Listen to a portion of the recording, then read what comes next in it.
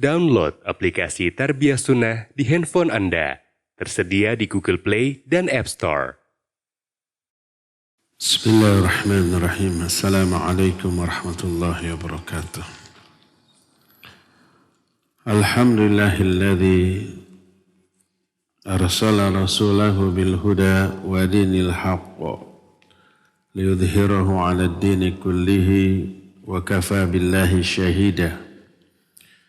Wa ashhadu an la ilaha illallah wahdahu la syarika lah iqraran bihi wa tauhidan wa ashhadu anna Muhammadan abduhu wa rasuluh sallallahu alaihi wa ala alihi wa ashabihi wa sallama tasliman mazida wa ba'd. Hadirin jamaah Masjid Pusdai Bandung, Jawa Barat yang Allah muliakan, para pendengar radio Tarbiyah Sunnah Bandung dan radio-radio lain, serta para pemirsa beberapa stasiun TV dan para netizen, kita kembali berjumpa melanjutkan kajian tentang hari kiamat. Kalau pertemuan yang lalu kita sudah menjelaskan beberapa pertanyaan di hari kiamat, bertanya tentang amal, ditanya juga tentang nikmat, ditanya juga tentang janji-janji, ditanya juga pendengaran, penglihatan, dan indera. Sekarang kita masuki pembahasan yang berikutnya, jenis-jenis hisab.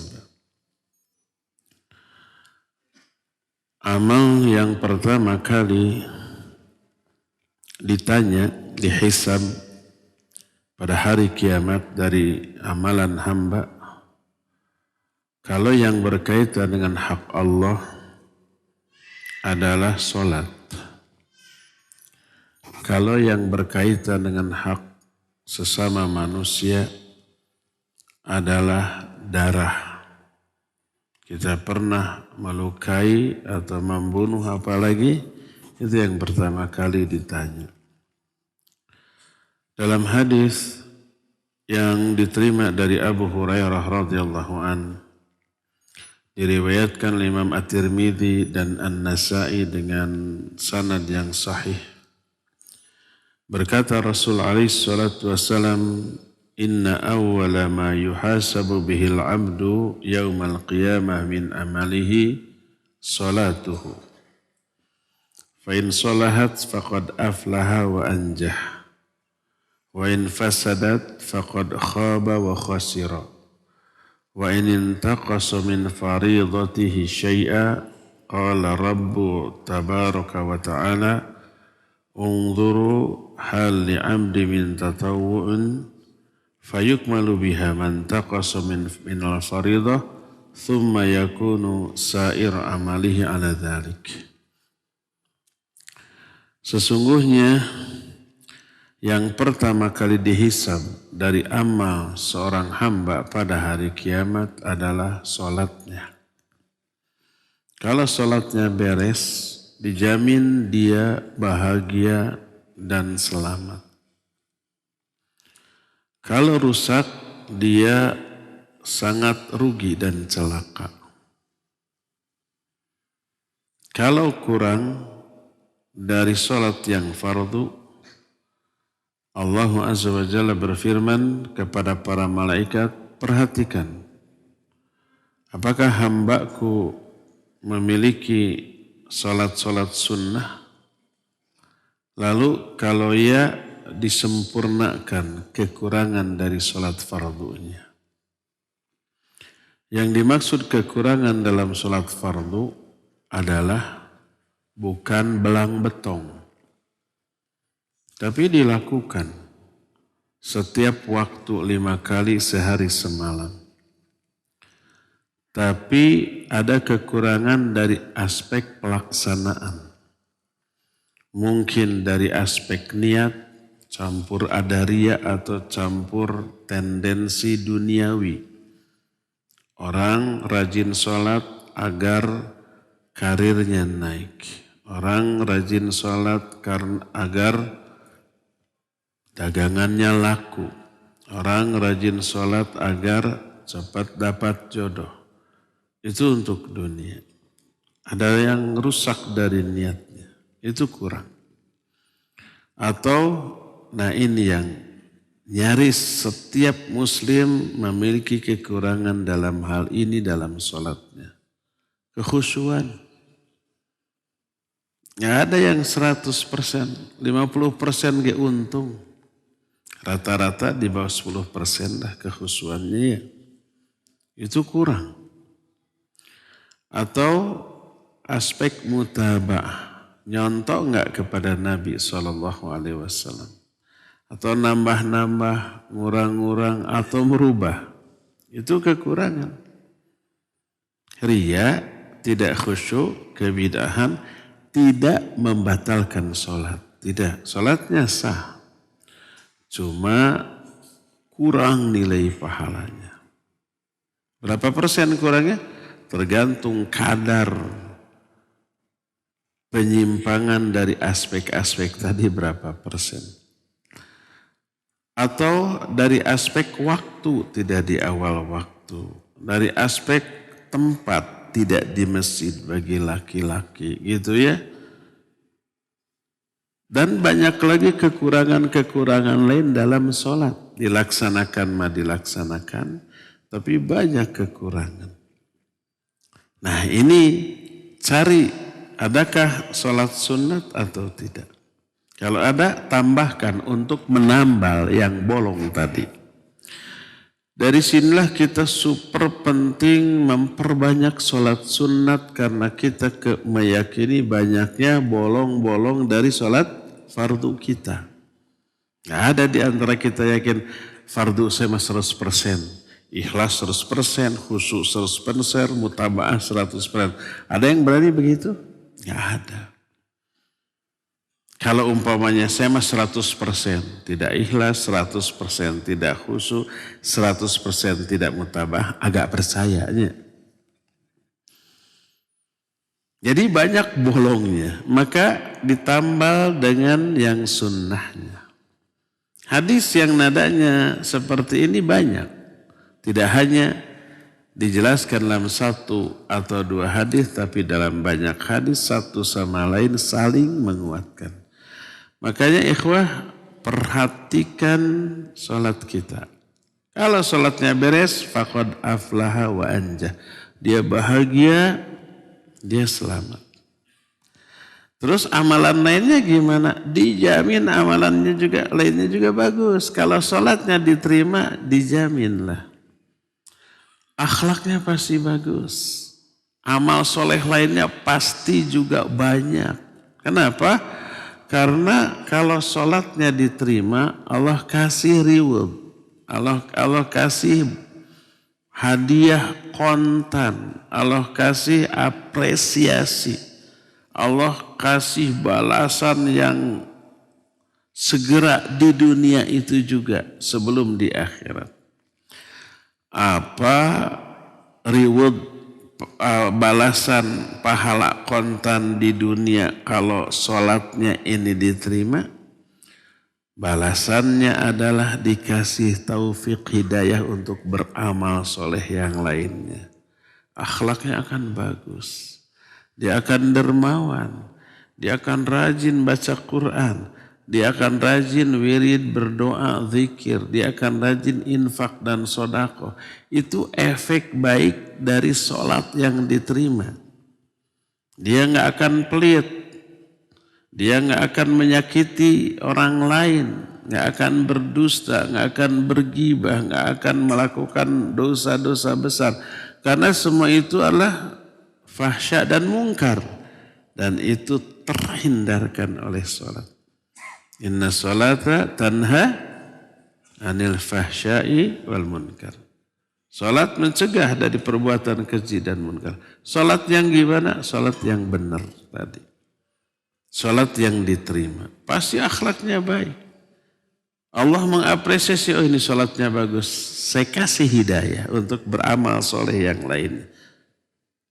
Lalu terdorong dia untuk baca Al-Quran, untuk banyak berzikir dan berdoa, untuk infak dan sedekah, untuk berbuat baik kepada sesama. Itu hadiah dari Allah berupa hidayah kepada orang yang sholatnya diterima. Makanya kalau sholatnya beres, dia bahagia dan selamat. Karena pasti amal-amalan lainnya juga beres, bagus. Tapi kalau sholatnya tidak diterima, sholatnya tidak akan mencegah dia dari perbuatan keji dan munkar. Setelah sholat dia bermaksiat. Setelah sholat akhlaknya tetap buruk. Setelah sholat kelakuannya tetap pikas sebelin. Menyakiti orang, tetap bergibah, tetap mencela, menghina, tetap suudzon, tetap tajasus, tetap menyakiti sesama. Itu efek dari ditolaknya sholat tersebut. Makanya tak heran kalau sholat ini tiangnya agama. Karena apa? Tiang itu menyanggak bagian lain. Tiang amruk, bagian lain amruk. Sholat amruk, amalan lain amruk. Seorang wanita kata sahabat, ya Rasulullah, innal mar'ata kathurat sholatuha wa siyamuha walakinnaha tu'di jironaha. Ya Rasulullah, ada wanita rajin sholat tahajud, rajin saum Senin Kamis. Itu sunnah itu. Jangan ditanya, yang wajibnya pasti lebih hebat. Tapi dia suka nyakitin tetangga.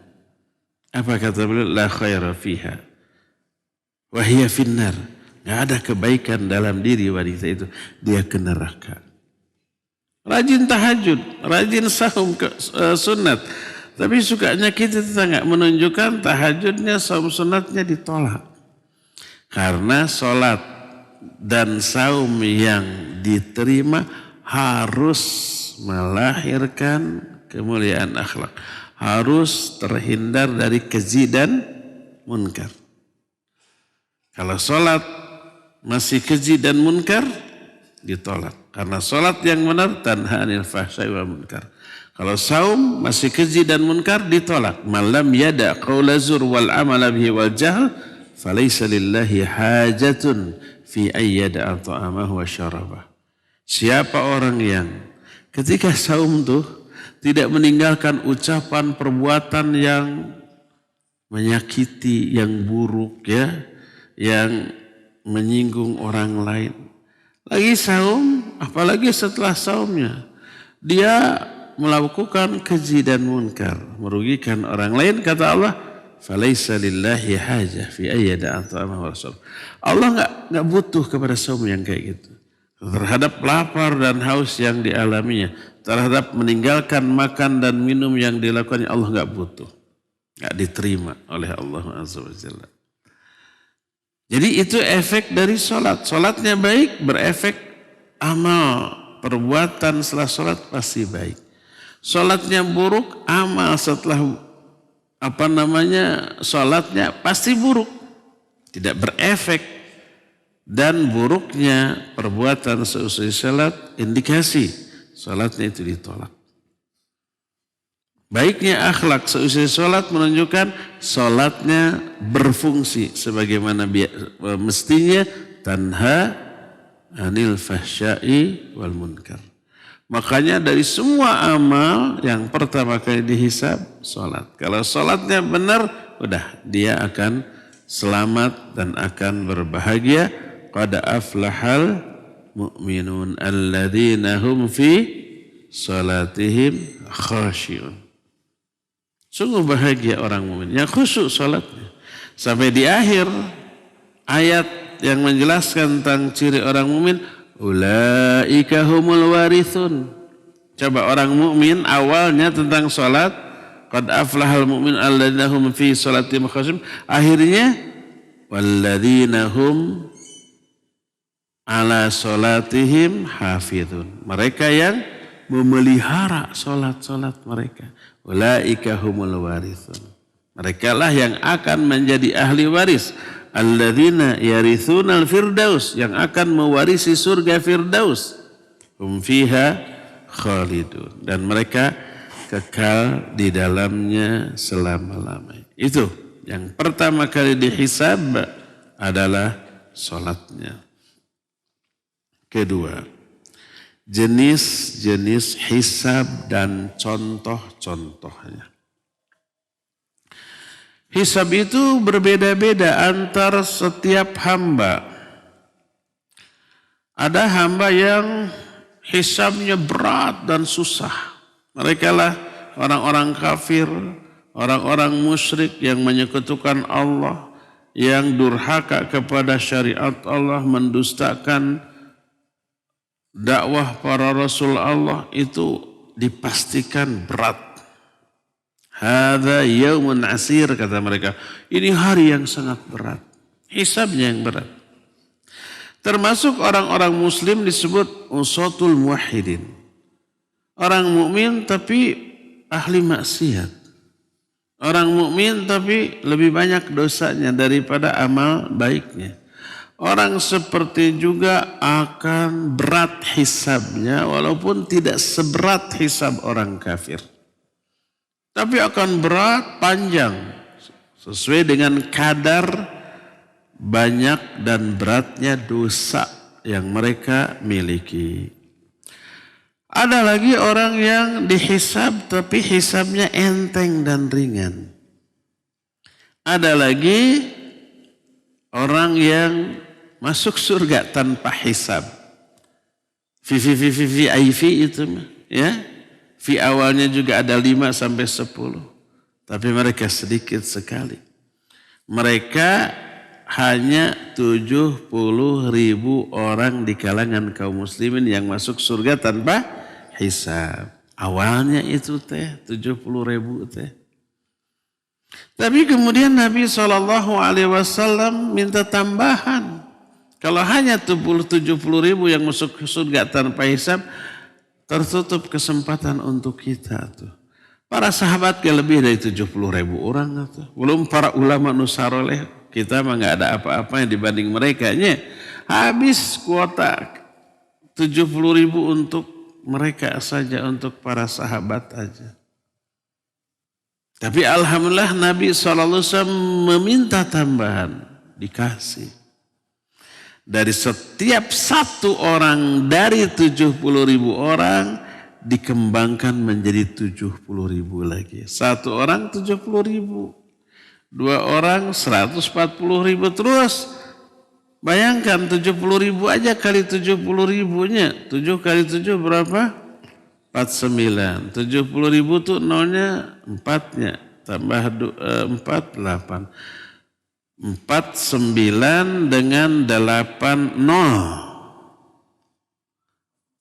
4,9 miliar kaum muslimin yang masuk surga tanpa hisab.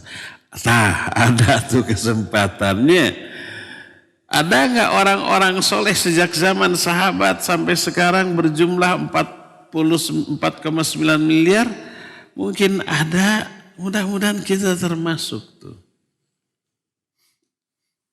Yang nyumponan itu syarat nata. Ya. Ada yang masuk surga tanpa hisab.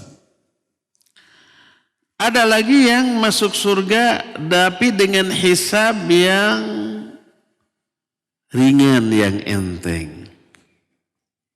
Mereka ketika dibagi buku catatan amal, diambil dengan tangan kanannya, dibuka, amalnya itu lebih banyak yang bagusnya daripada yang buruknya.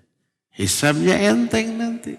Allah berfirman, فَأَمَّا مَنْ أُوتِيَ كِتَابَهُ بِيَمِينِهِ فَسَوْفَ يُحَاسَبُ حِسَابًا يَسِيرًا.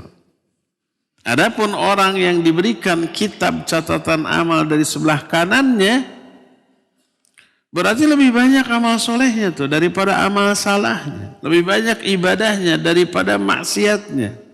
Dosanya ada, maksiatnya ada. Ada orang mah nggak ada yang maksum. Nama maksum ada. Pak Maksumnya rahimahullah sudah meninggalnya. Namanya ada. Tapi apakah terjaga di dosa? Nggak ada. Kecuali Nabi SAW. Para sahabat juga pasti terjerumus dalam dosa. Cuma kebaikannya lebih banyak. Sahabat mah atau sekali perang Badar semua dosa terampuni termasuk yang belum dilaksanakan sudah ada jaminan. Karena apa? Amal jihad perang Badar itu sudah nggak ada tandingnya. Allah berfirman kepada para pahlawan Badar, "I'malu ma syi'tum faqad ghafartu lakum." Lakukan apa saja yang ingin kalian lakukan, aku sudah ampuni dosa-dosamu. Hanya satu amalan yang dilakukan oleh sahabat, jihad di perang Badar. Belum jihad di perang Uhud, di perang Khandaq atau Ahzab, ada perang Mu'tah, ada perang macam-macam tuh, ya. Belum infak sedekahnya, kata Nabi SAW, seandainya salah seorang di antara kita infak dengan emas sebesar gunung Uhud, bayangkan berapa triliun tuh.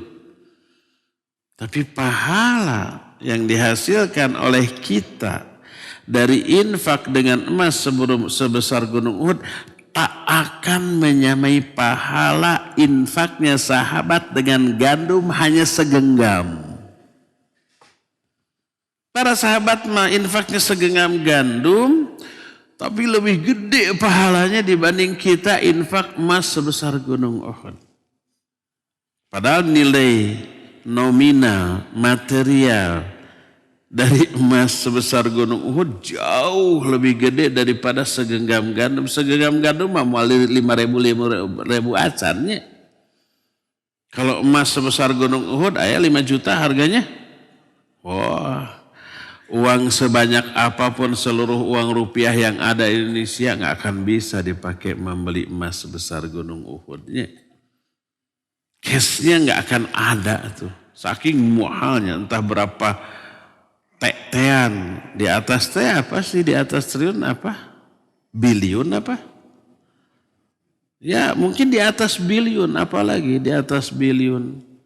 Di atas triliun, biliun, nggak tahu, apalagi nggak ada kayak istilah itu karena bilangan sejumlah itu nggak ada mungkin ya. Nah itu sahabat tuh, maka otomatis kebaikan sahabat bisa menghapus kesalahan-kesalahannya yang tidak seberapa. Jangankan tidak seberapa pun bisa terhapus, apalagi tidak seberapa. Maka orang seperti hisabnya enteng. Dibagi catatan amal dengan tangan kanan, dihisab dengan hisab yang mudah.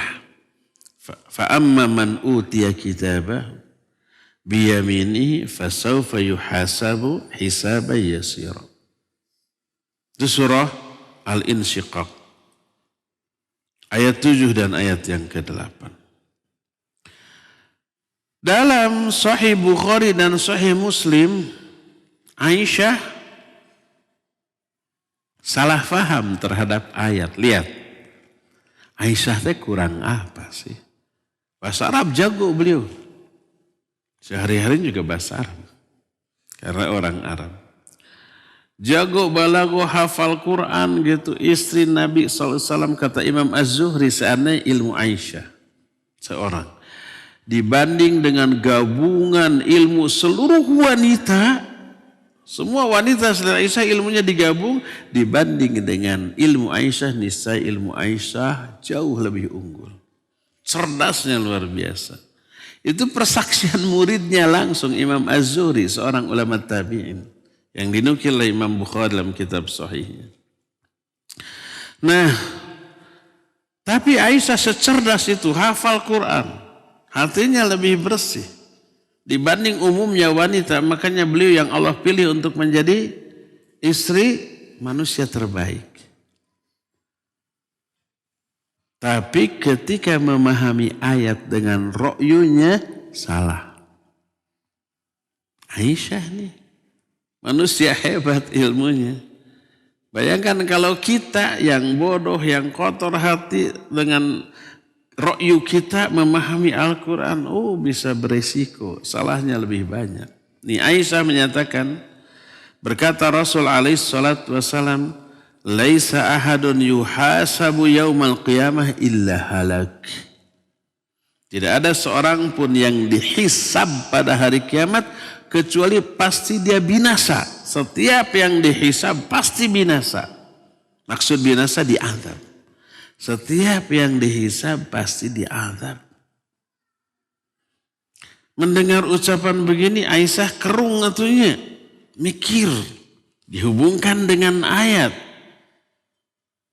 Kata Aisyah, "Alaysa qad qala Allah Ta'ala fa amma man utiya kitabahu bi yaminihi fasawfa yuhasabu hisaban yasira." Tapi bukankah Allah berfirman dalam Al-Qur'an, siapa yang menerima atau diberikan catatan amalnya dengan sebelah kanan, dia akan dihisab dengan hisab yang mudah. فَأَمَّا مَنْ أُوتِيَ كِتَابَهُ بِيَمِينِهِ فَسَوْفَ يُحَاسَبُ حِسَابًا يَسِيرًا وَيَنْقَلِبُ إِلَى أَهْلِهِ مسرور. Dia akan kembali ke keluarganya dengan masrur. Masrur happy, gembira, bahagia, sumringah gitu ya.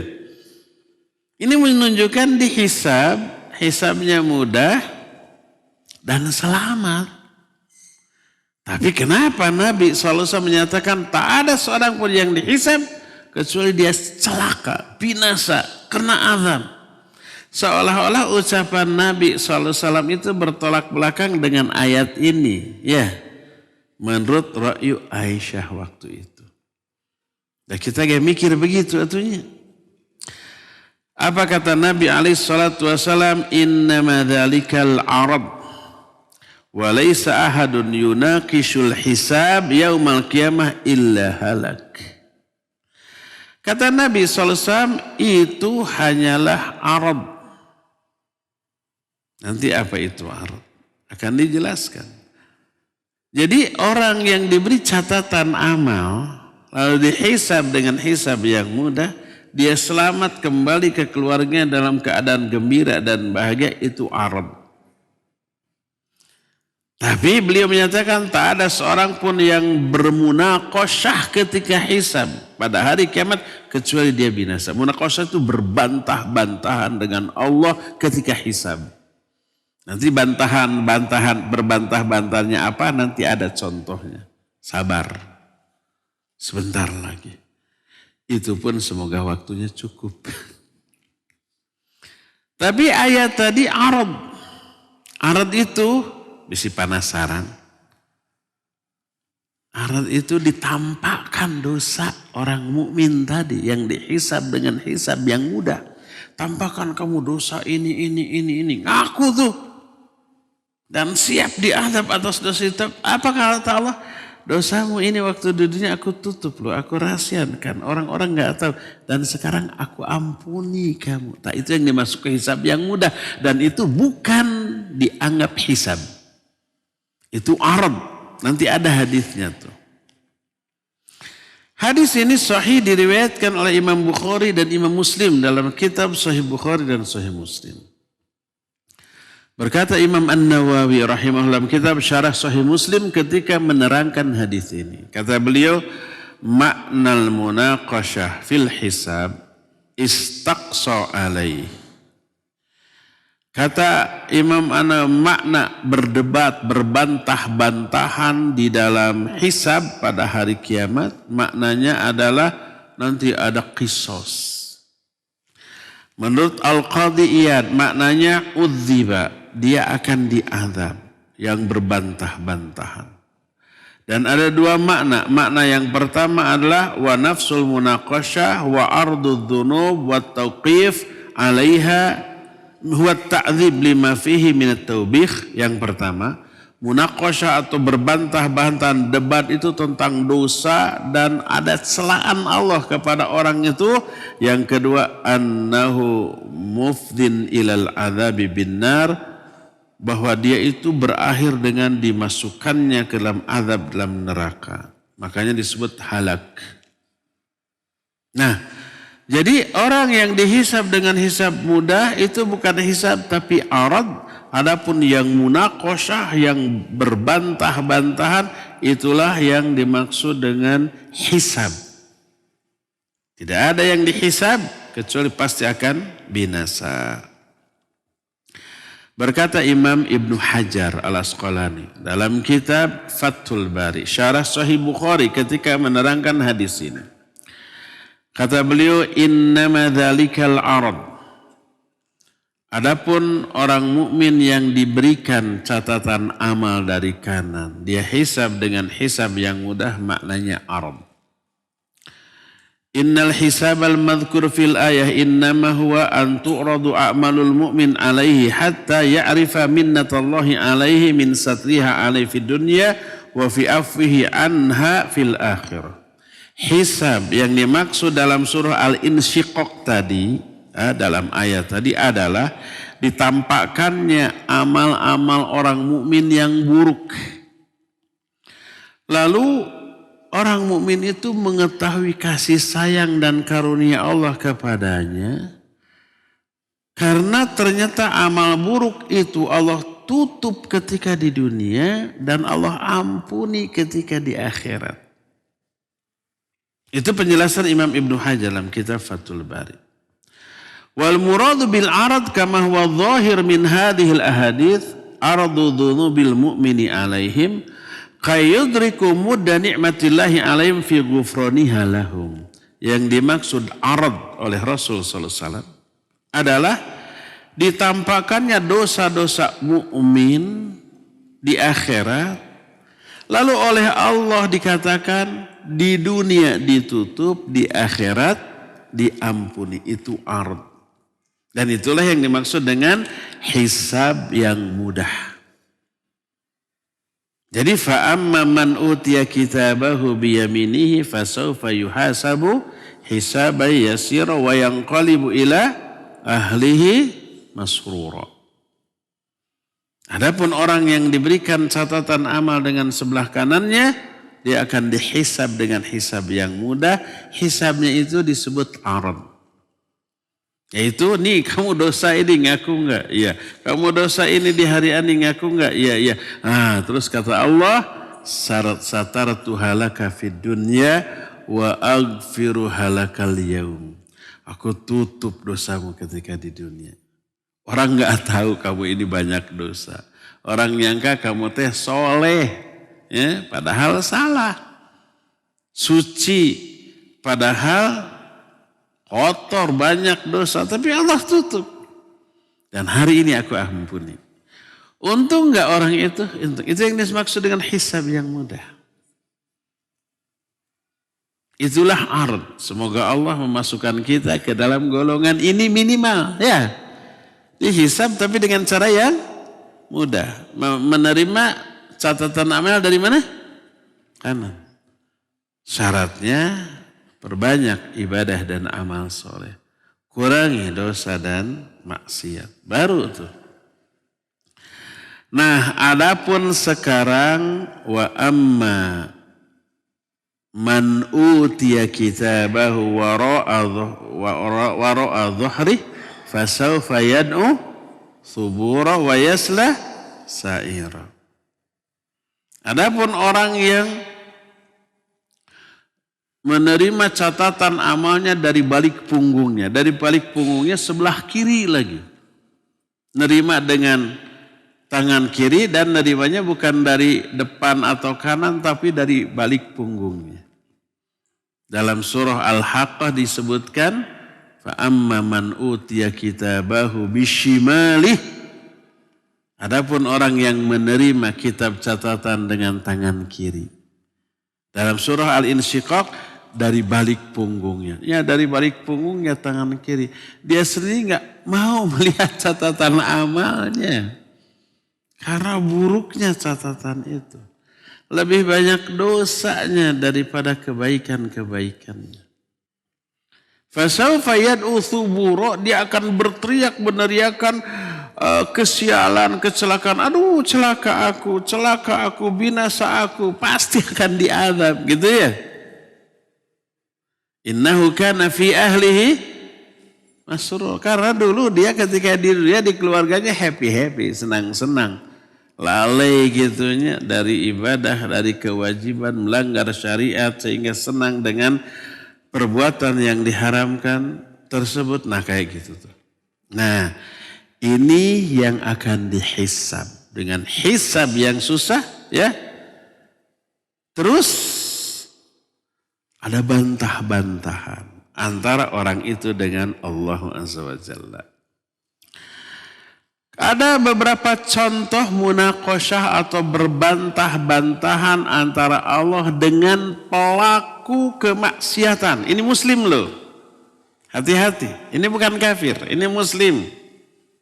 Tapi muslim yang berdosa besar. Dan contoh yang pertama ini adalah orang-orang hebat ketika hidup di dunia. Dihargai, dimuliakan karena kehebatannya, dianggap orang baik. Kadang dianggap orang suci, kadang dikultuskan. Coba lihat. Pertama, munaqasyatul miraiin. Munaqasyah atau diskusi atau berbantah-bantahannya antara Allah dengan orang-orang yang riya ketika beramal. Hadis ini diriwayatkan oleh Imam Muslim, At-Tirmidzi dan An-Nasa'i. Diterima dari Syafi bin Mati' al-Asbahi rahimahullah. Dia seorang tabi'in. Annahu dakhala al-Madinah. Fa idza huwa bi rajulin qad ijtama'a ahli nas. Faqal man hadha? Faqalu Abu Hurairah. Fadanautu minhu hatta qa'antu baina yadayhi wa huwa yuhaddithun nas. Falamma sakata wa khala qultu lah as'aluka bihaqqin wa haqqin lima hadatsani haditsan sami'tahu min Rasulillah sallallahu alaihi wasallam aqaltahu wa alimtahu. Kata Syafi, dia masuk Madinah.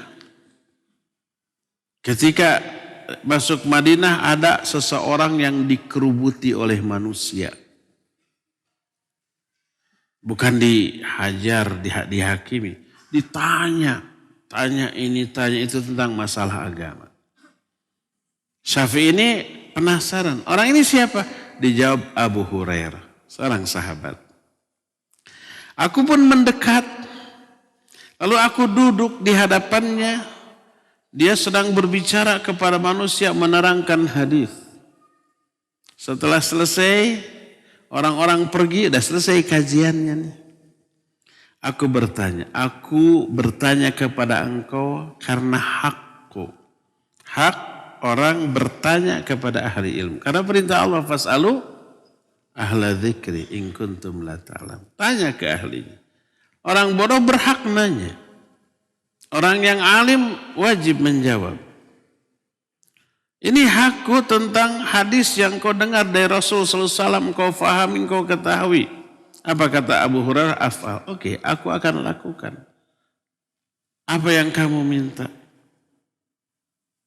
Nah, dia minta diceritakan satu hadis saja yang sensasional. Aduh. Yang spektakuler dan benar sangat sensasional.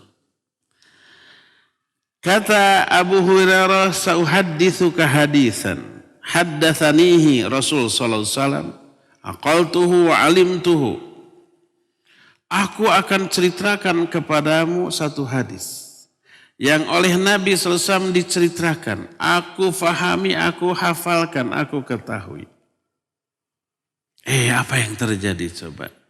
Setelah itu, thumma nasyaqa Abu Hurairah nasghatan famakatha qalila thumma afaqa. Tiba-tiba Abu Hurairah pingsan. Belum ngomong kolepak. Itu luasnya. Setelah beberapa lama beliau siuman lagi, sadar lagi. Ketika sadar, beliau menyatakan, la uhaddithuka hadisan haddatsanihi Rasul sallallahu alaihi wasallam fi hadzal bait ma ma'ana ahadun ghairi wa ghairuh. Aku akan ceritakan kepadamu satu hadis yang disampaikan oleh Rasul sallallahu alaihi wasallam kepadaku di rumah ini. Tak ada orang lain bersama kami saat itu kecuali aku dan beliau berdua, Nabi dan Abu Hurairah. Lebih panjang dari yang tadinya. Apa yang terjadi? Golepak teh, pengsan deui Abu Hurairah teh. Thumma afaqa, beliau siuman wa masaha an wajhi, kemudian beliau mengusap wajahnya. Kemudian berkata, af'alu la uhadditsannaka haditsan haddatsanihi Rasul sallallahu alaihi wasallam ana wa huwa fi hadzal bait ma ma'ana ahadun ghairi wa ghairuh. Aku akan lakukan permintaan kamu. Aku akan ceritakan kepadamu satu hadis yang disampaikan oleh Nabi SAW kepadaku. Ketika itu aku dan beliau hanya berdua, nggak ada orang lain. Pas mau menyampaikan, golepak dewe pingsan. Seberapa kali tah? 3 kali. Setelah itu beliau sadar lagi, kemudian beliau menyandarkan badannya ke dinding. Lalu berkata, cuma 3 kali pingsannya. Kenapa beliau pingsan? Hadisnya isinya mengerikan. Bagi siapa? Bagi beliau dan orang-orang yang semisalnya. Tapi kalau orangnya tidak seperti beliau, cuek weh dengar hadis ini. Tong boro pingsan atau ngagebeg oge henteu. Apa kata Nabi alaihi salatu wassalam? Haddatsani Rasul, kata Abu Hurairah, haddatsani Rasulullah sallallahu alaihi wasallam. Annallaha idza kana yaumul qiyamah yanzilu ilal ibad liyaqdiya bainahum wa kullu ummatin jathiyatun. Fa awwalu ma yad'uhu bihi rajulun jama'al Qur'an wa rajulun qutila fi sabilillah wa rajulun katsiral mal. Apabila hari kiamat nanti Allah turun menemui hamba-hambanya untuk menghisab mereka. Seluruh umat saat itu jathiyah. Apa jathiyah? Bahasa kitanya apa? Tapak deku. Apa tapak deku? Itu berdiri di atas 2 lutut atau apa ya? Ya tapak deku lah. Apa bahasa Indonesia tapak deku teh? Berdiri di atas 2 lututnya. Ya etawi. Berdiri berlutut, eta berlutut. Semuanya berlutut. Orang yang pertama kali dipanggil 3 orang. Pertama orang yang mengumpulkan Al-Quran dalam dirinya. Dia hafalkan, dia fahami, ya, dia ajarkan. Hebatnya ini orang. Hebat, hafidh Quran. Faham isinya, dia ajarkan, dia dakwahkan. Ada yang seperti ini sekarang? Ada, cuma jarang bilangan. Kalau tahu ada, ini orang dimuliakan. Ini orang dihormat, diagung-agungan, dipuji, disanjung. Betul apa benar? Iya, betul dan benar. Ini yang pertama. Kedua, orang yang terbunuh di jalan Allah, jihad, mati sebagai syahid. Ada yang begini? Di kita mungkin tidak ada. Jihadnya dalam bentuk perang nggak ada, belum ada, ya.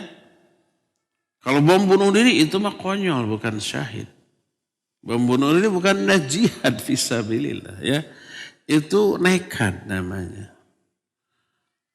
Kalau di negara lain yang sedang perang ya seperti di Palestina, ya ada jihad mati syahid. Kaum muslimin yang menjadi korban benturan antara Israel dengan Hamas itu kan menjadi korban, ya. Kaum muslimin yang menjadi korbannya itu terkena imbas perangnya, terlibat mau tidak mau dalam peperangan tersebut, ya apa boleh buat. Kita simpatinya kepada mereka, doakan mereka. Kalau bisa beri bantuan, beri finansial kayak makanan, obat-obatan. Bisa nggak ngirim pasukan, lamun bisa masuk ke itu. Kalau nggak bisa minimal mendoakan, ya. Dan kita doakan bukan Hamasnya atau komosi Israel nama, bukan sih, komosi si Yahudi nama. Yang kita doakanlah kaum muslimin yang kena imbas perang tersebut di sana. Jadi orang mati syahid dipanggil. Yang ketiga orang yang banyak harta dipanggil. 3 orang.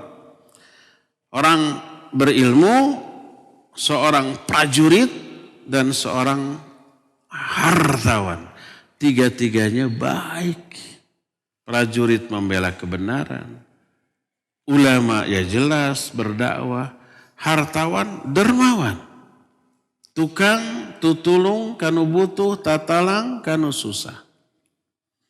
Faqala Allahu lil qari, Allah bertanya kepada si qari. Qari ini maksudnya pembaca Al-Quran. Dia hafal Quran, baca Quran, dan mengajarkan Al-Quran. Apa kata Allah? Alam u'allimka ma anzaltu ala rasuli. Bukankah aku telah ajarkan kepadamu apa yang telah aku turunkan kepada Rasulku? Telah aku ajarkan Al-Quran. Jadi kalau ada orang hafil, faham Quran, itu karena hidayah Allah kepada dia.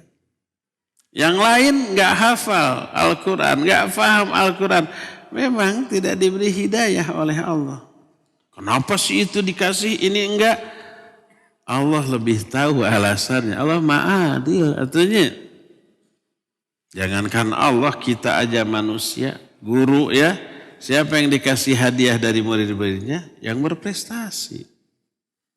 Bos, siapa yang akan diberi bonus, fee di antara karyawan-karyawannya? Yang jelas berprestasi, memberikan keuntungan kepada perusahaannya ya. Bukan sembarang orang, itu orang loh. Apalagi Allah kepada manusia. Lebih adil.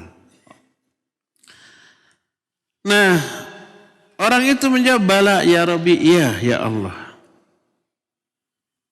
Famadha amilta fima alimta, lalu apa yang kamu amalkan terhadap ilmu yang kamu fahami? Apa kamu apakan Al-Quran itu? Orang ini menjawab, kuntu aqumu bihi ana al-lail wa ana an-nahar. Aku amalkan siang dan malam. Aku baca, aku hafalkan, aku murojaah, aku ajarkan. Itu siang dan malam. Gak ada waktu untuk yang lain-lain. Ahli Quran. Tapi apa kata Allah? Kadzabta, bohong kamu. Fataqulu lahul malaikah. Para malaikat yang ada di sana juga berkata, kadzabta, bohong. Lalu Allah membongkar kebohongannya. Apa kata Allah? Bal aradta ayyuqala fulanun qari faqad qila dzalik. Kamu mempelajari Quran itu agar kamu disebut, dipuji sebagai seorang qari. Hebat ini ahli Quran. Bacaannya merdu, enak didengar gitu kan. Da orang yang qari, bacaannya enak, tajwid makhrajnya bagus, baca satu ayat saja, terus di-upload ke media sosial, sehari bisa jutaan atau viewernya ya. Di-share kemana-mana.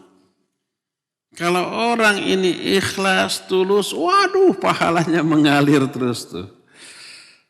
Kalau ikhlas.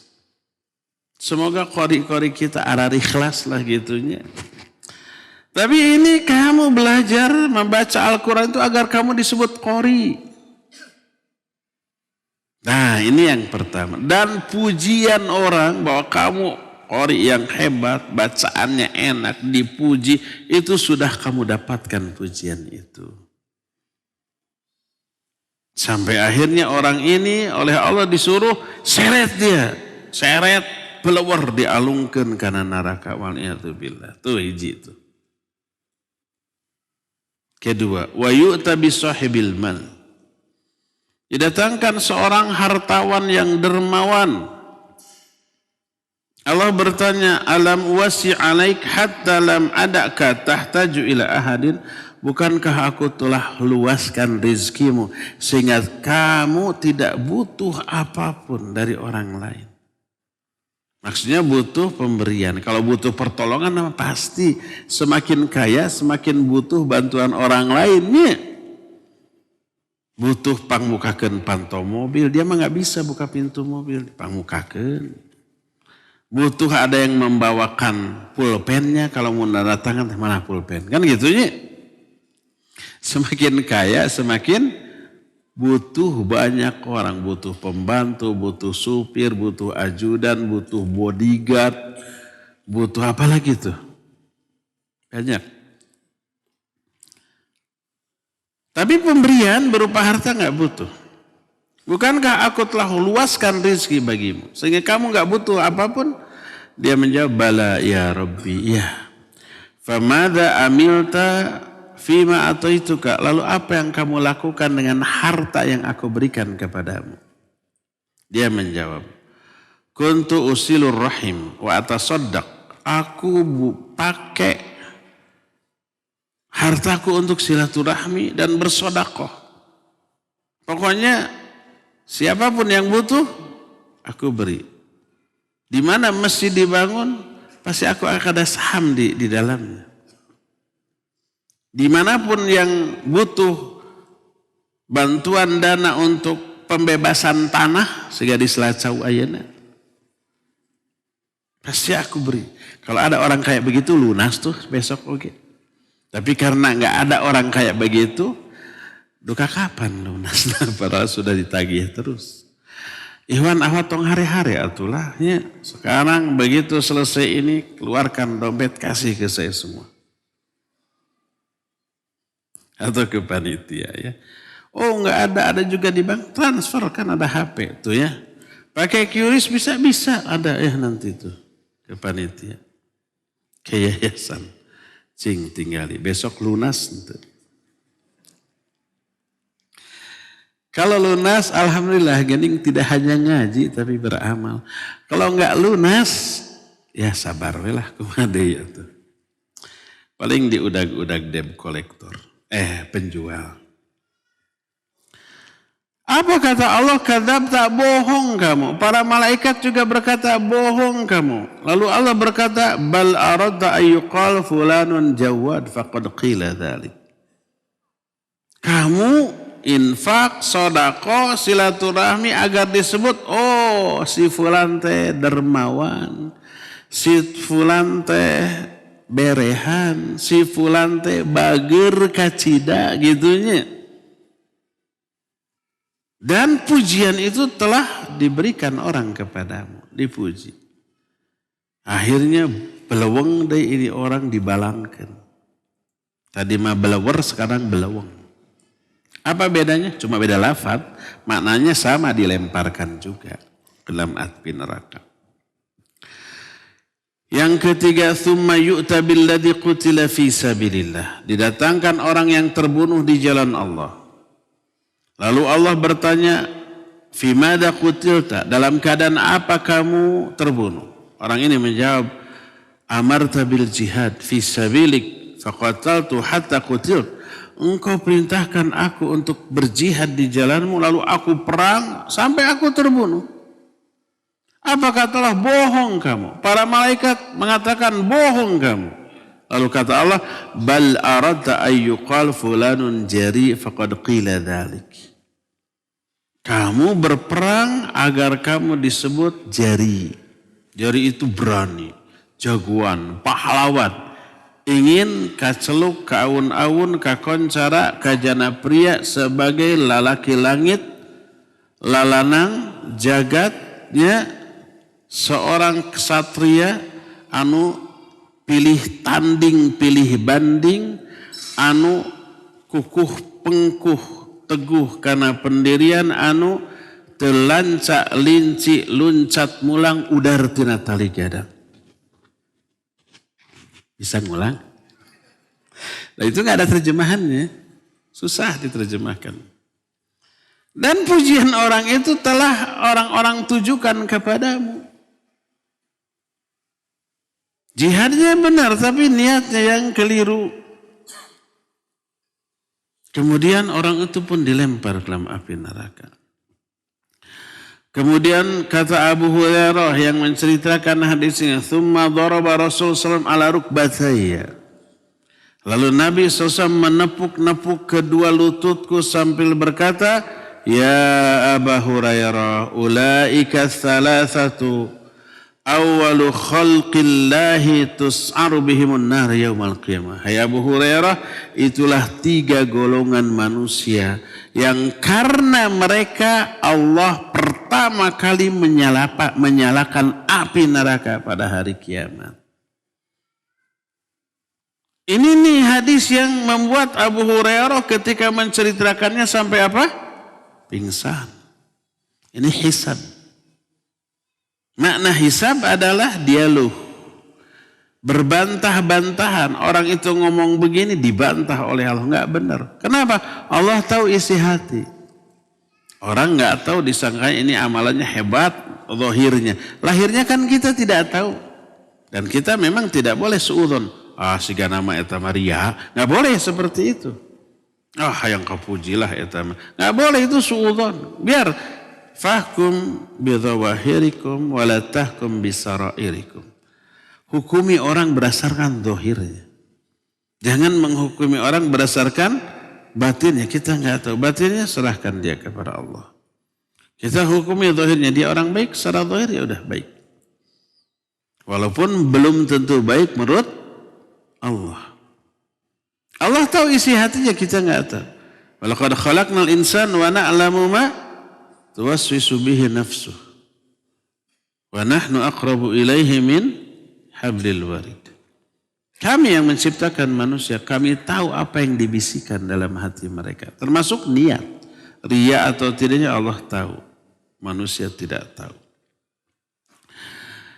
Nah, berkata Abu Uthman, salah seorang yang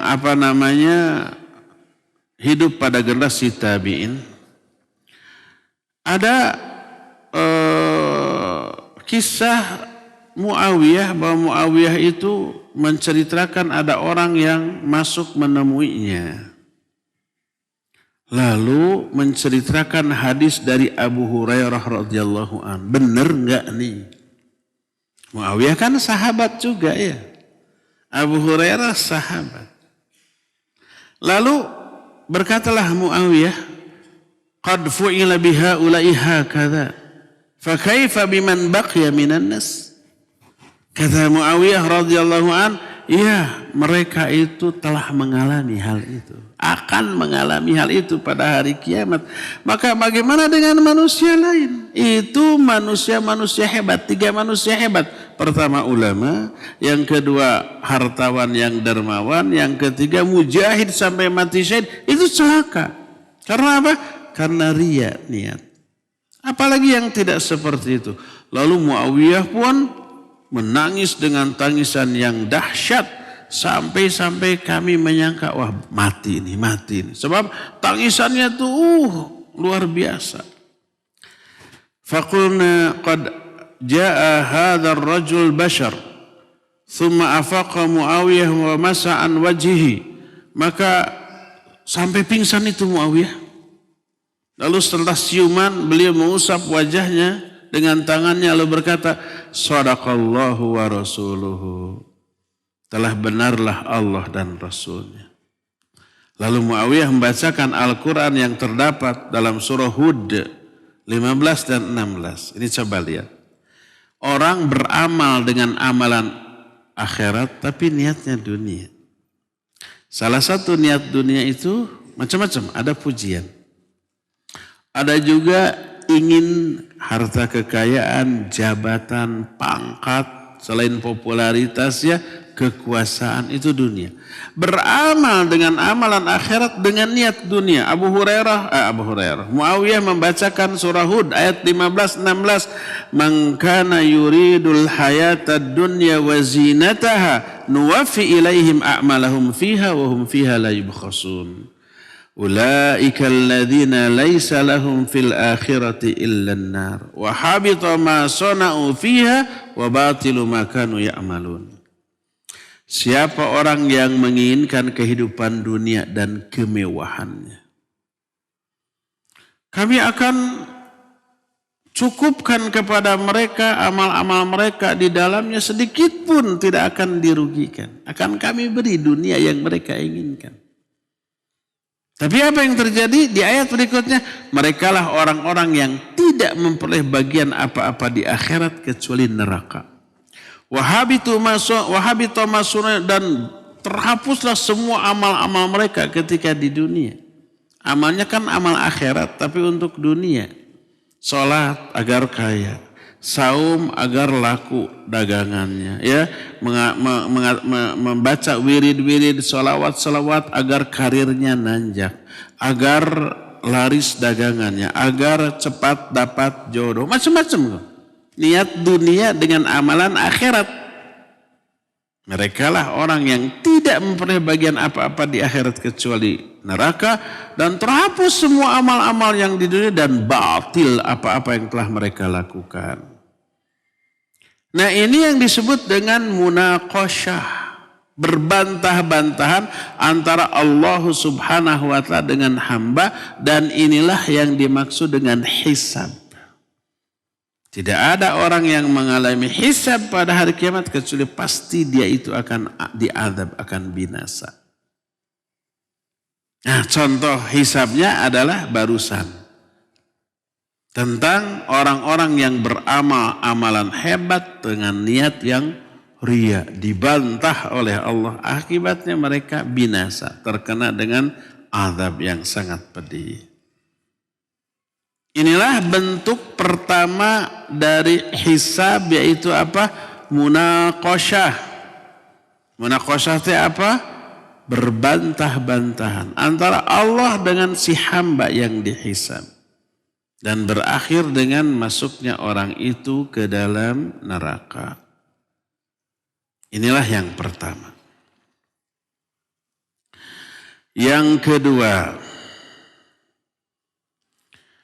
salah satu di antara jenis hisab adalah, jangan sudon, saya akan lanjut. Sudah ada yang sudon.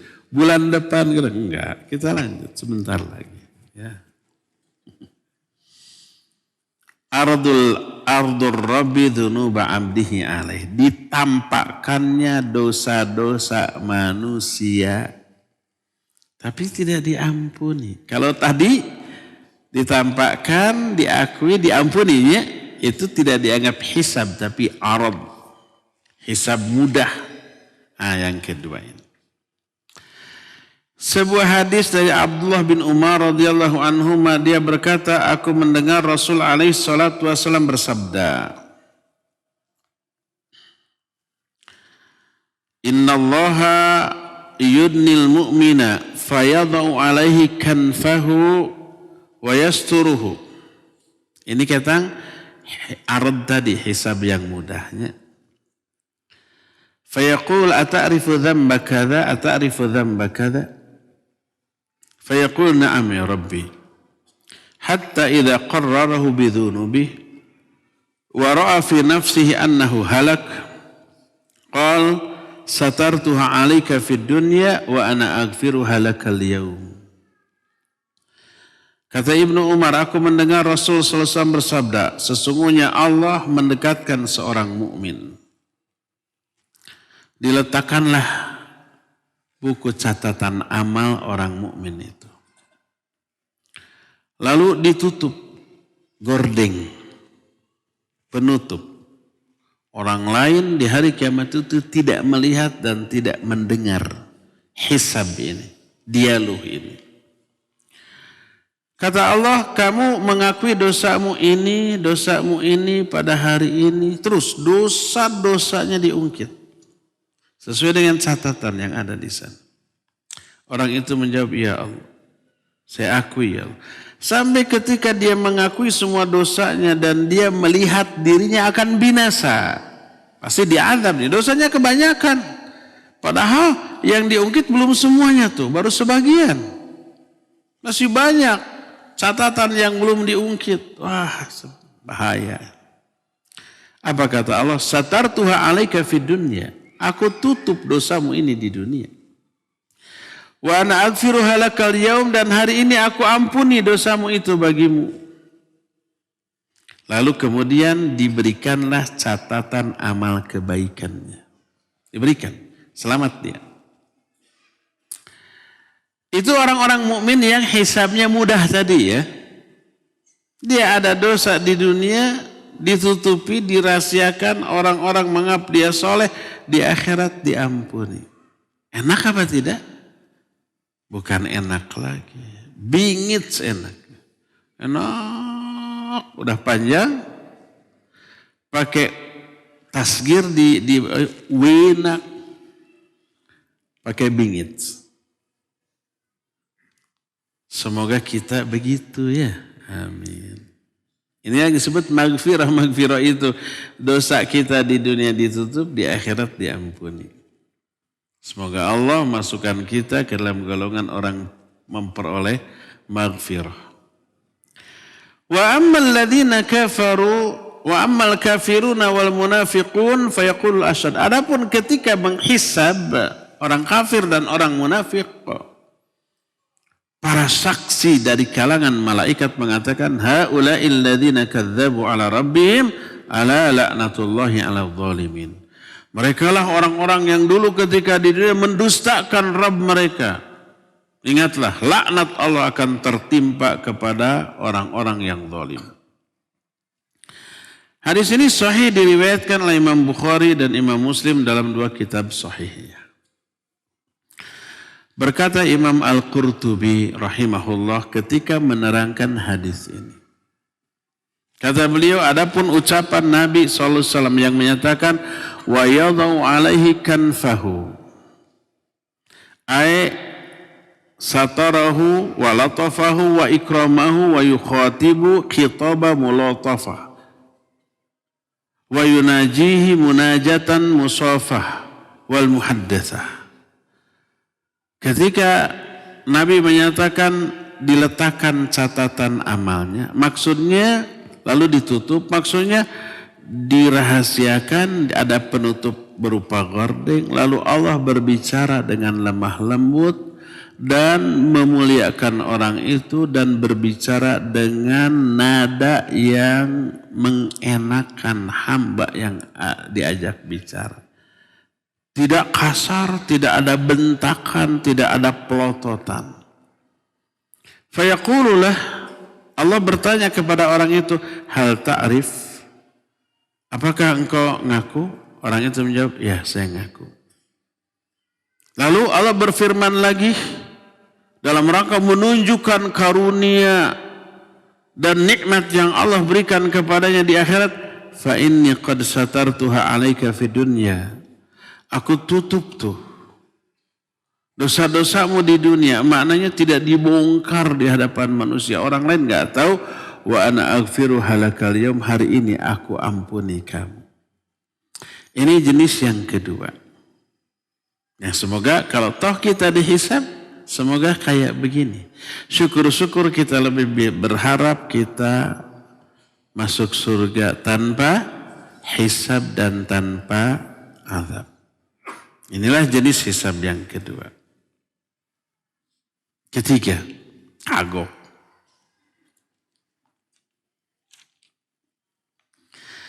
Mu'atabatur Rabbi abdahu fima waqa'a minhu min taksir. Nah, ketiga, hisab dialognya itu ada berupa celaan Allah kepada seorang hamba karena kelalaian hamba ketika di dunia.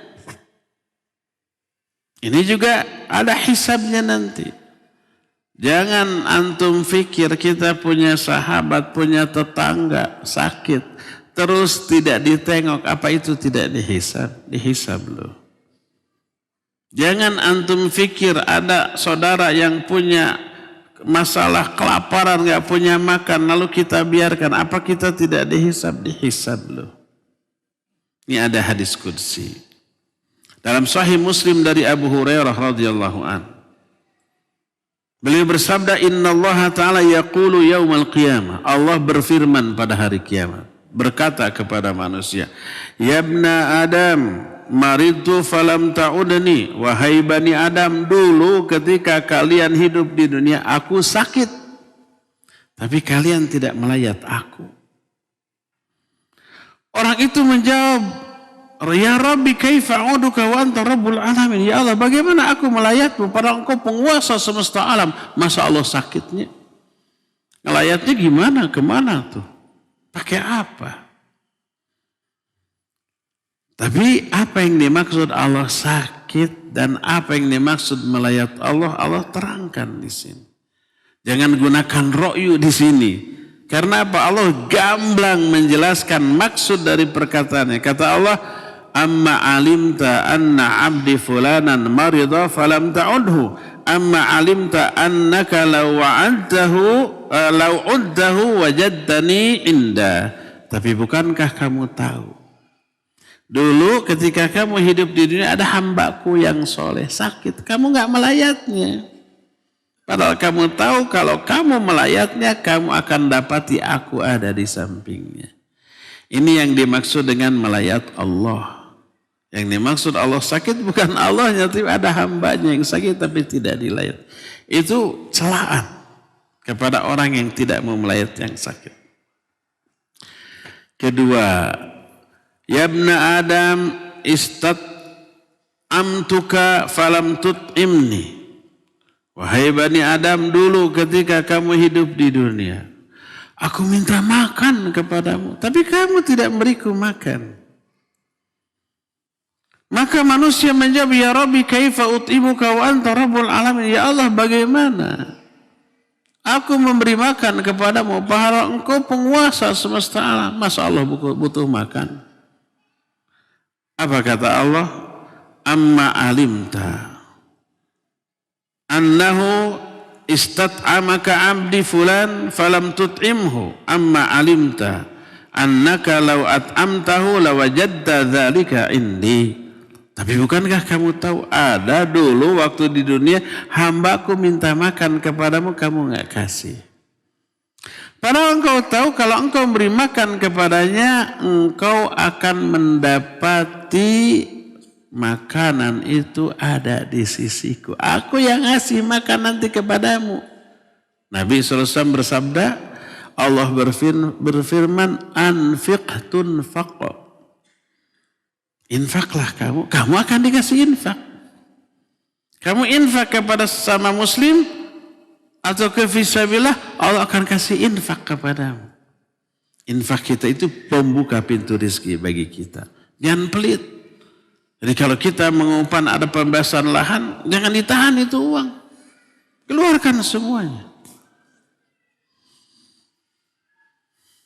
Kayak orang lainnya, maksa.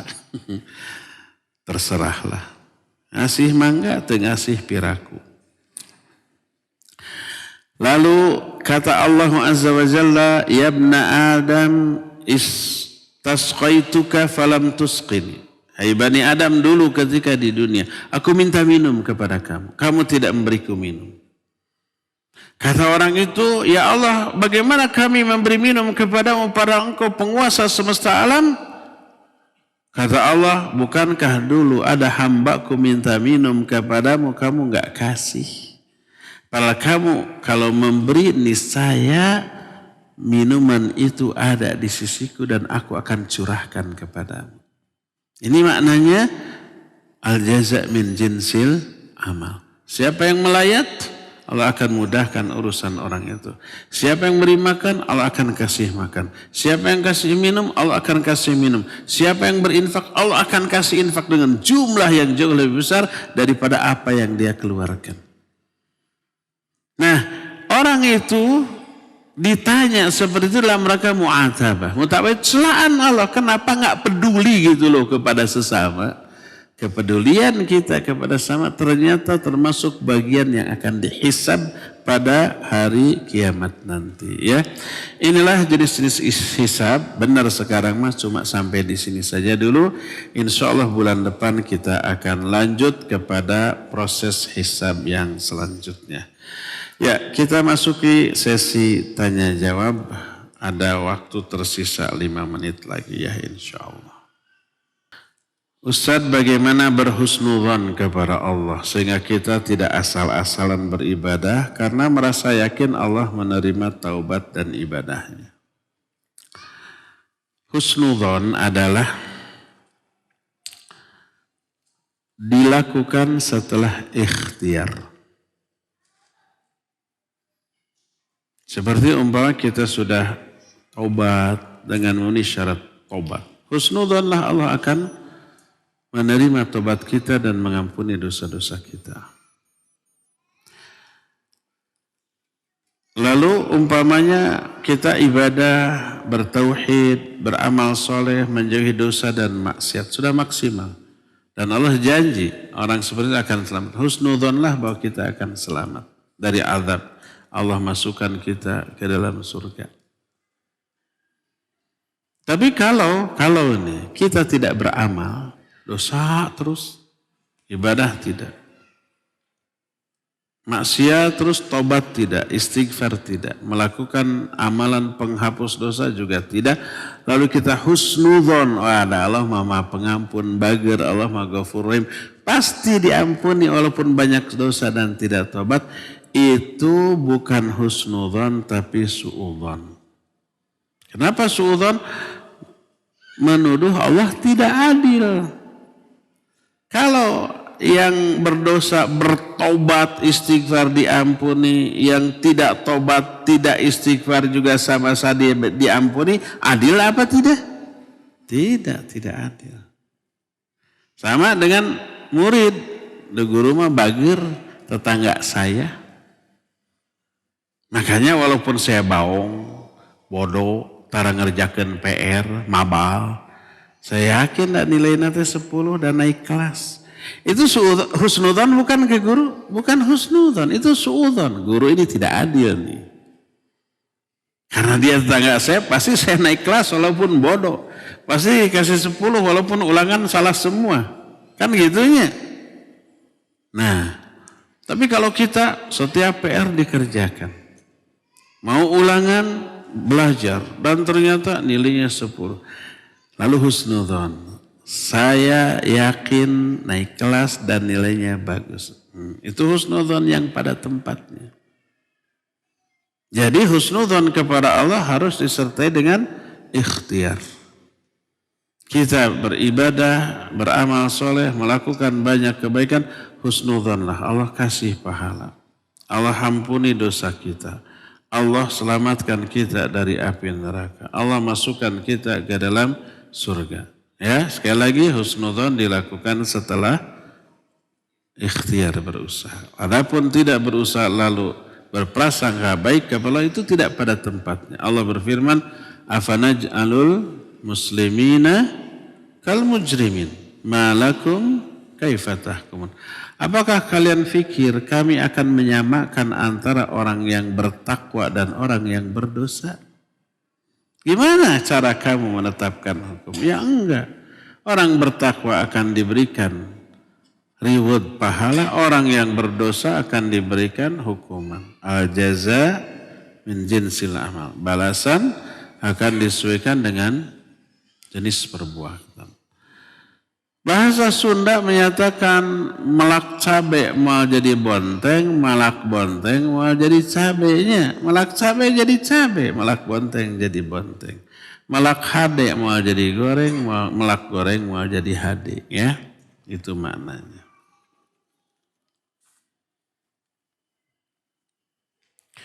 Apakah kita bisa merasakan amalan kita itu ikhlas atau tidak? Kadang iya, kadang tidak. Sering kita merasa ikhlas, ternyata terbukti tidak ikhlas. Apa yang bisa membedakan ikhlas ini? Ilmu. Dengan ilmu kita tahu. Ilmu tentang apa? Terutama ilmu tentang tauhid.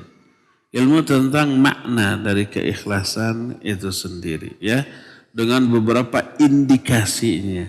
Itu ada penjelasan tentang itu. Kita kan pernah membahas amalan hati bab ikhlas, ya, ada detail rinciannya itu. Kalau orang tidak paham bisa salah, merasa ikhlas padahal tidak ikhlas, ya. Umpamanya seorang ustadz berdakwah, rasanya ikhlas, adipeknya ternyata ada yang mencela dakwah, di tengah hargaan pisan ka saya. Oh, ternyata ada perasaan ingin dihargai oleh orang dengan dakwah yang dilakukannya. Terbukti gening tidak ikhlas. Buktinya tersinggung. Orang-orang pesalaman bercium tangan, bolak-balik. Pas ada tege gue, nyal teh. Eta jelema tengah hargaan ka saya, tercium tangan. Padahal saya teh kurang kumaha dakwah teh atuh. Saya kurang kumaha ngebimbing umatnya tuh. Ini tengah hargaan kasih. Oh ternyata ingin dihargai oleh orang. Para nabi dijelaskan dalam Al-Quran, ma as'alukum alaihi ajra in ajriya illa anallahi rabbil alamin. Aku tidak mengharapkan balasan apapun atas dakwahku dari kalian. Balasanku itu tiada lain kecuali hanya dari Allah Azza wa Jalla. Bahkan ucapan terima kasih nuhunnya atas dakwahnya enggak. Tidak ingin dapat apresiasi balasan dari orang atau penghargaan dari orang. Pas umpah dakwah kita dicampakkan, dihina, tidak dihargai orang. Sabaro thing dasema tidak ingin dihargai oleh orang tapi oleh Allah. Apakah dakwah Nabi dihargai oleh semua orang? Enggak, banyak yang menghina, banyak yang melecehkan dari dulu. Sampai sekarang setelah beliau wafat tetap ada orang yang melecehkannya kan? Ya peduli, kita nggak butuh penilaian, apresiasi, komen dari orang, kita inginnya dari Allah Azza wa Jalla.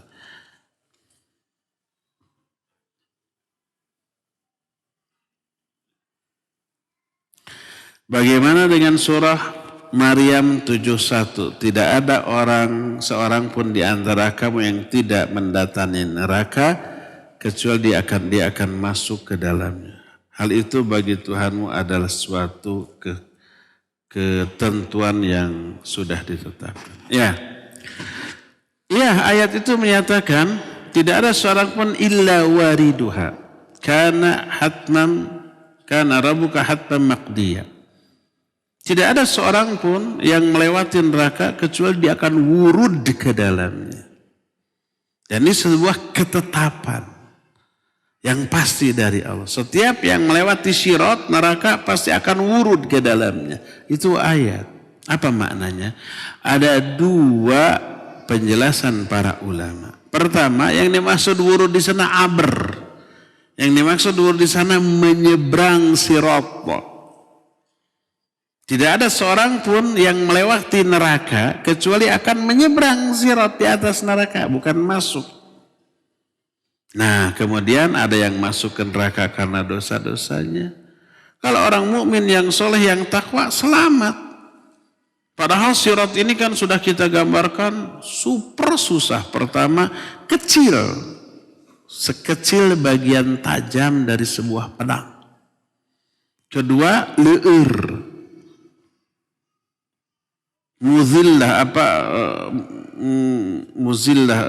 Matak tiserele, matak tikosewad.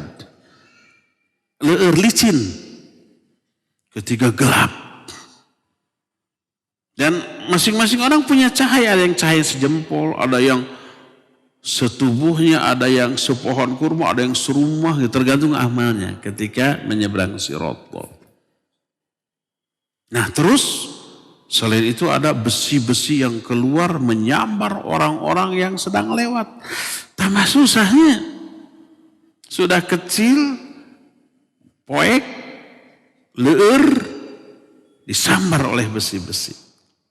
Tapi orang yang selamat. Ada yang secepat kilat, ada yang secepat kuda berlari, ada yang secepat burung terbang, ada yang secepat orang berlari, ada yang berjalan, ada yang merangkak.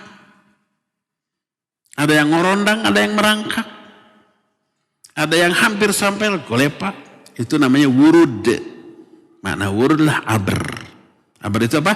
Nyebrang. Maknanya tidak ada seorang pun manusia yang melewati neraka kecuali harus menyeberang dulu di atasnya. Bukan masuk ke dalam neraka. Yang tidak ditakdirkan ke neraka lewat selamat sampai ke seberang. Ini makna yang pertama. Makna yang kedua, betul termasuk orang mukmin masuk ke dalam neraka, tapi tsumma nunajjiyal ladzina amanu wa amilus shalihat. Kemudian kami selamatkan orang beriman dan beramal saleh. Masuk dulu tapi niscaya api neraka itu dingin baginya lalu Allah selamatkan. Nah itu makna wurud yang kedua. Walhasil memang ulama ahli tafsir ikhtilaf tentang makna wurud dalam surah Maryam 71 itu. Tapi yang jelas orang beriman beramal soleh mau masuk atau tidak ke dalam neraka mereka akan selamat. Jumhur ulama menyatakan makna wurud di sini adalah nyebrang bukan masuk ke dalam api nerakanya. Wallahu a'lam.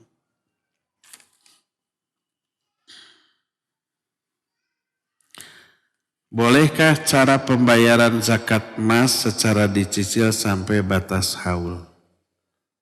Kalau belum masuk haul nggak wajib zakat. Umpamanya kita nyimpen emas 1 ons itu sudah masuk nisab. Begitu 1 ons sudah masuk nisab 84 gram lah ya selamatan. Sampai 84 gram kita hitung sejak saat itu sampai setahun kemudian. Sebelum setahun nggak wajib zakat. Setelah setahun, tapi setahunnya tahun hijriyah ya. Bukan masih. Setelah setahun baru terkena kewajiban zakat 2,5%. Tidak disicil per bulan dikeluarkan. Enggak.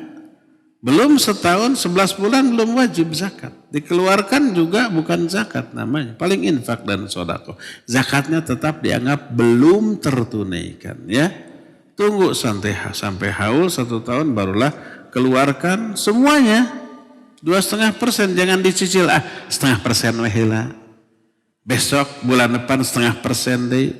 Jangan, sekalian aja ngapain dicicil.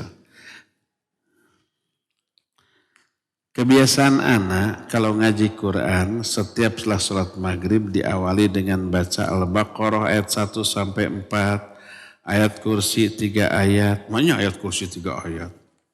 Ayat kursi masa ayat. Al-Baqarah ayat 255.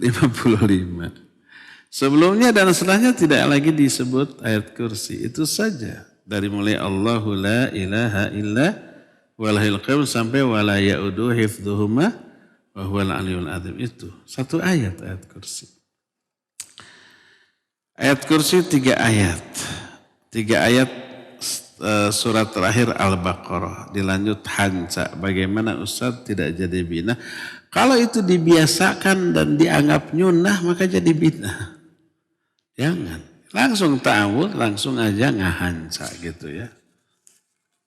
Jangan dibiasakan melakukan satu amalan rutin yang tidak dicontohkan oleh Nabi SAW. Apakah seseorang yang pernah durhaka pada orang tua, sholat amal solehnya diterima? Ya kalau sholat amal solehnya memenuhi syarat, ya diterima. Tapi pasti setelah sholat dan amal soleh itu dia akan minta maaf ya. Menghapus kesalahannya ke orang tua. Dan apa cirinya dari amal soleh yang diterima atau dosa pada orang tua yang telah diampuni. Orang tua sudah meninggal. Masih ada kewajiban kepada orang tua yang sudah meninggal. Pertama, jadilah anak soleh solihah. Hanya itu yang bisa menyelamatkan atau memberi bantuan maksimal ke orang tua. Jadilah anak soleh, ahli ibadah. Kedua, doakan orang tua. Jangan tiap hari. Kalau tiap hari kita durhaka. Tapi minimal sehari 10 kali doakan. Kalau tiap hari kan sehari sekalinya kurang itu. Setiap sholat doakan. Habis sholat doakan. Ketika kita di motor, di mobil ingat ke orang tua doakan. Setiap ingat langsung doakan. Sesering mungkin. Kesolehan kita salah satunya ditentukan oleh seberapa sering kita mendoakan orang tua. Berdasarkan hadis wa waladun solihun yad'ulah.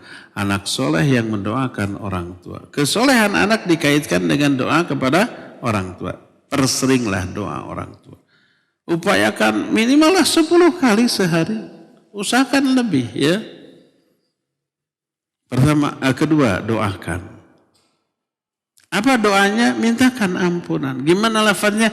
Nah itu, hafalkan doa salat jenazah setelah takbir yang ketiganya. Tapi ditujukan ke orang tua. Kalau yang meninggal ibu kita, Allahumma gfirlaha warhamha wa'afiha wa'afana. Atau sebetulnya Allahumma gfir li ummi atau Allahumma gfir li walidati warhamha wa'afiha wa'fu anha wa akrim nuzulaha wasi' madkhalaha waghsilha bil ma'i wal barad wa naqiha min al khataya kama yunaqqa thawbul abyadu min ad-danas wa abdilha khairan min dariha wa abdilha daran ahlan min wa abdilha daran khairan min dariha ya wa ahlan khairan min ahliha wa zawjan khairan min zawjiha wa adkhilha al-jannah wa aidha min adzabil nar wa adzabil qabr. Hafalkan. Kalau ayah kita yang sudah mati hanya diganti dengan hu. Allahumma gfir li abi atau Allahumma gfir li walidi warhamhu wa'afihi wa'fu anhu wa akrim nuzulah dan seterusnya. Kalau dua-duanya huma Allahumma gfir li walidayya warhamhuma wa'afihima wa'fu anhuma dan seterusnya. Tinggal diganti dengan huma. Bagi yang belum terbiasa rada liar tapi dengan terus sehari minimal 5 kali maka akan lancar. Hayati dijamin tidak akan lupa. Pas ada sholat jenazah ngadadak, tetangga atau saudara mati kan kita ciwuh buka buku, aduh lupa lagi doanya. Dulu pernah hafal kan gitunya. Dan sholat jenazah mah jarang, belum tentu setahun sekali. Akhirnya buka buku dulu. Sekarang mah gampang, buka Google hafal tuh. Doa sholat jenazah buka diapalkan, apal pas Allahu Akbar, duh naon tadi tina Google teh. Aya nu kitu? Ada apa banyak? Banyak apa semua? Kalau dihafalkan, dibaca tiap hari, hafal tiap hari, nggak perlu buka lagi. Karena kita selalu baca untuk orang tua kita, ya. Kalau yang kita doakan lebih dari orang tua, mungkin ada saudara yang sudah meninggal, kakek nenek sudah meninggal, ya. Umumnya yang orang tua sudah meninggal, kakek neneknya juga biasanya sudah meninggal, biasanya umumnya. Pakai hum, maka tercakup semuanya nanti, ya. Itu yang ketiga. Jadi yang pertama jadi anak soleh. Kedua doakan, baru 2 kita. Ketiga coba kirim pahala dari amal soleh kita. Umrohkan, hajikan, sodakoh atas nama orang tua. Pahalanya sampai ke orang tua, sampai juga kepada kita, ya. Tiap tahun kurbankan ini untuk saya, ini untuk orang tua. Dua-duanya jangan sampai saya mah udah kemarin, sekarang untuk ayah, nanti besok untuk ibu. Enggak, kalau bisa, kalau budget dananya ada, sayanya. Kurban masih ada sisa budget untuk ibu, untuk ayah dan seterusnya. Sampai itu pahalanya, ya. Itu yang ketiga. Keempat, jalin hubungan baik dengan sahabat-sahabat dari orang tua kita. Itulah 4 cara untuk berbuat baik sebagai bukti tobat kita dari dosa kepada orang tua. Kalau sholat sendiri di rumah, saya suka mengeraskan bacaan sholat saya, terdengar oleh sendiri, karena membuat saya lebih konsen. Bolehkah itu? Ini ikhwan apa? Kalau ikhwan nggak boleh sholat di rumah tanpa uzur. Ke masjid, ya, ke masjid. Mak, kalau ada suami dan anaknya laki-laki sholat di masjid, suruh ke masjid. Kalau sholat di rumah, suruh ke masjid, ya, dorong aja. Jangan di sini, sana, gitu aja, ya. Udah mau takbir, dorong, berdoa. Ke masjid, kan di sini. Kecuali kalau sudah bubar mah, apalah, gimana lagi. Nanti sholat berikutnya jangan sampai terlambat. Ini kalau ikhwan, kalau akhwat boleh nggak dikeraskan kalau sendirian? Pertama, kalau sholat jahriyah boleh, maghrib, isya atau subuh. Adapun kalau sholat sir jangan, karena hukum asal zuhur dan asar lah sir, walaupun laki-laki berjamaah.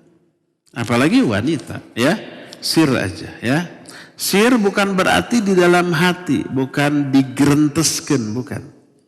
Tapi ada, hanya terdengar oleh sendi harewas, ya, itu sir, ya. Adapun kalau maghrib, isya, subuh atau tahajud boleh dikeraskan selama tidak mengganggu. Tidak mengganggu orang lain yang lagi sama-sama sholat atau lagi tidur.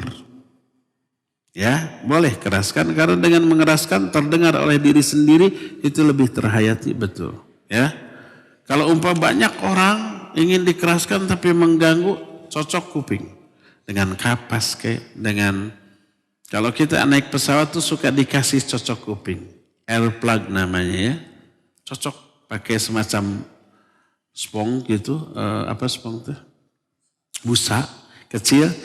Geleng-geleng, masukin, kan mengembang nutup, nggak kedengaran apapun. Tapi kita ngegerentes sedikit kedengaran. Jadi orang lain tidak terganggu, kita masih bisa menghayati isi bacaan kita terdengar. Nah, saya nggak tahu apa itu ada dijual umum atau tidak ya. Airplug namanya, penutup ini. Kalau di pesawat biasa suka dibagi. Kalau enggak kapas naon we ubalkeun ka dieu nya, tapi enggak dicabut deui. Jangan dipakai terus. Apakah zikir dengan bantuan tasbih itu bid'ah? Saya suka menggunakan tasbih dengan niat untuk memudahkan bilangan zikir terutama yang jumlahnya 100 kali karena saya pelupa, boleh enggak?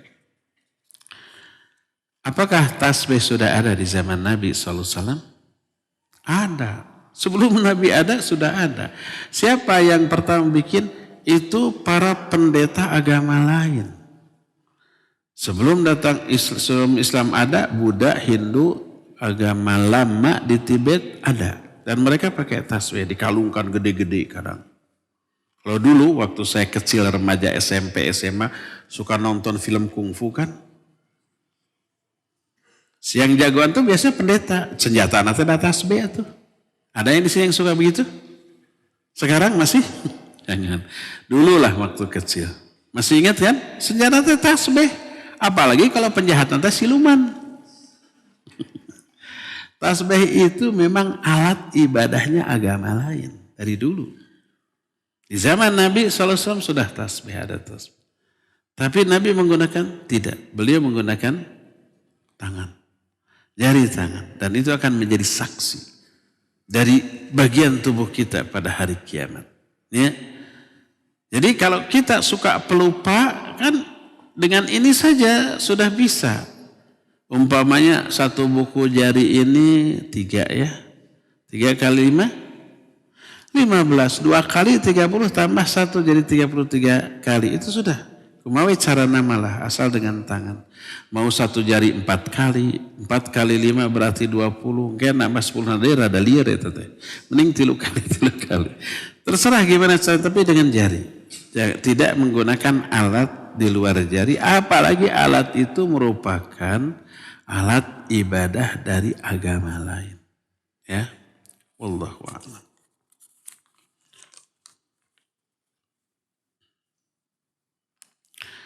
Saya seorang istri yang bekerja memiliki ibu, ayah wafat, dan 2 kakak laki-laki. Ibu saya memiliki utang ribawi 170 juta. 2 kakak saya pun memiliki utang ribawi. Jadi tidak bisa bantu. Tidak bisa membantu ibu saya. Ibu saya memiliki aset rumah saja. Saya juga memiliki rumah kecil dari sebelum menikah. Boleh nggak saya menjual rumah saya? Mangga jual. Rumah-rumahnya ini bukan rumah saya. Dan saya memiliki tabungan umroh bersama suami. Apakah saya berdosa bila rumah saya dijual dan membatalkan umroh bersama suami untuk melunasi utang ibu saya. Dan saya akan tinggal di rumah ibu. Karena ibu saya tidak mau menjual rumahnya. Ibu dan kakak belum mengenal sunnah. Jadi marah setiap kali diingatkan. Kan pasti ditagih tiap bulan ya. Nah, sudah pernah saya bilang. Kalau ada orang terkena jeratan riba. Dia minta bantuan kepada kita. Bantu apa enggak? Tergantung. Kalau dia ingin tobat dari riba. Tadinya enggak tahu itu riba. Setelah tahu dia takut dosa, ingin segera lepas. Jadi minta bantuan ke kita agar lepas dari jeratan dosa riba, bantu kalau kita bisa. Karena dia benar-benar ingin tobat dan itu kebaikan. Wa ta'awanu 'alal birri wat taqwa. Tolong menolong, bantu-bantu dalam kebaikan dan takwa. Tapi kalau orang itu punya hutang riba dan minta bantuan, tapi bukan karena ingin tobat. Karena dikejar-kejar aja sama debt collector. Ditelepon, didatangi, gitunya diancam, dimaki-maki, kan gitu ya. Minta bantuan. Tapi bukan untuk tobat. Jangan dibantu, karena begitu dibantu dilunasi dia pinjam lagi. Kemarin 100 juta hutang lunas, pinjam lagi 200 juta. Biasa orang yang prestasi cicilannya bagus sampai lunas pasti ditawarin lagi lebih gede kan? Gitu tuh. Pinjam lagi malah ya tung-tung nak, kita yang riweuh, orang lain yang ngutang, kita yang riweuh. Biarkan dia terazab dengan kesalahannya, ya. Gitu. Siapapun dia. Gitu lah. Terakhir, udah ini terakhir. Cukup ya sampai di sini, insyaallah kita jumpa kembali sebulan yang akan datang. Subhanakallahum bihamdik asyhadu an la ilaha illa anta astaghfiruka wa atubu ilaik. Walhamdulillah rabbil alamin. Wassalamualaikum warahmatullahi wabarakatuh.